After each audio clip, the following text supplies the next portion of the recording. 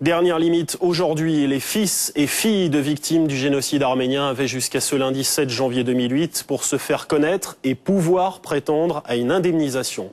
Indemnisation parce que leurs familles, avant de se faire massacrer par les soldats fidèles à Istanbul, avaient eu la bonne idée de conclure avec l'État turc un contrat d'assurance. Les héritiers vont donc toucher de l'argent. Reportage Sophie Nivelle-Cardinal, Christian Mignard.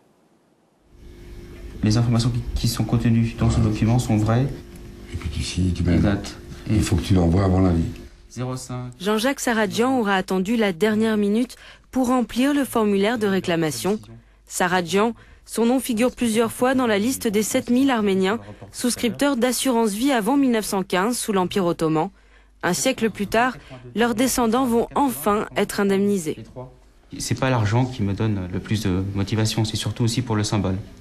Pour me dire qu'au moins on y va, pour montrer qu'on est là, qu'on est présent, qu'on n'est pas mort. Pour être indemnisé, Jean-Jacques n'a que son lien de filiation comme preuve.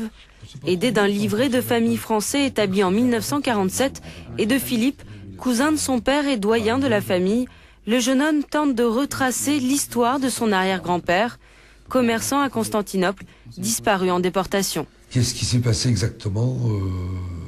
Bon, j'ai entendu parler qu'il y avait des convois, il faisait partie de convois de déportation et beaucoup ont péri et quelques-uns ont survécu, dont mon père et c'est le grand-père de Jean-Jacques. C'est ce que le jugement a décidé. Ouais.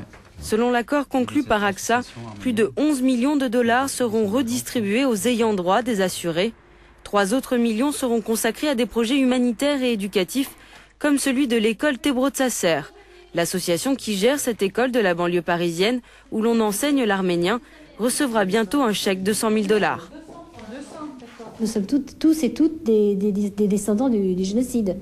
Donc finalement, symboliquement, c'est énorme. Pour nous, je pense que c'est aussi important le côté financier que le côté reconnaissance morale. Une reconnaissance morale et symbolique largement insuffisante, selon les parents de Jean-Jacques, réunis en famille comme tous les 6 janvier pour fêter le Noël arménien. La reconnaissance par AXA ou par je ne sais pas quelle compagnie d'assurance, mais ce n'est pas la reconnaissance que l'on souhaite tous, qui est la reconnaissance officielle d'un gouvernement qui doit reconnaître ce qu'il a fait. Car la Turquie refuse toujours l'existence du génocide arménien.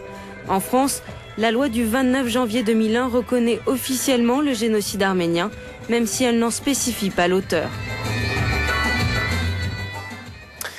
Voilà, c'est fini pour aujourd'hui. Merci de nous avoir ouvert la porte de chez vous. À suivre, le sourire éclatant d'une Élise Chassaing, toujours très éprise de culture.